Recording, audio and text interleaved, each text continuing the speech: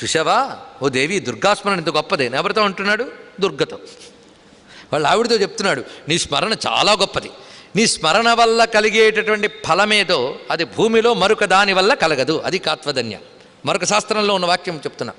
అంతేకాదు, అయ్యో మేము వైష్ణవులం అయిపోయామండి, దుర్గ గొప్పదన్నారే, మరి మేము ప్రార్థించచ్చా అంటే, శైవోవా వైష్ణవోవాపి శాక్తోవా గిరినందిని భజేద్దుర్గాం స్మరేద్దుర్గాం యజేద్దుర్గాం శివప్రియాం. నువ్వు శైవుడవైనా వైష్ణవుడవైనా శాక్తేయుడవైనా దుర్గని భజించు, దుర్గని స్మరించు, దుర్గని యజించు.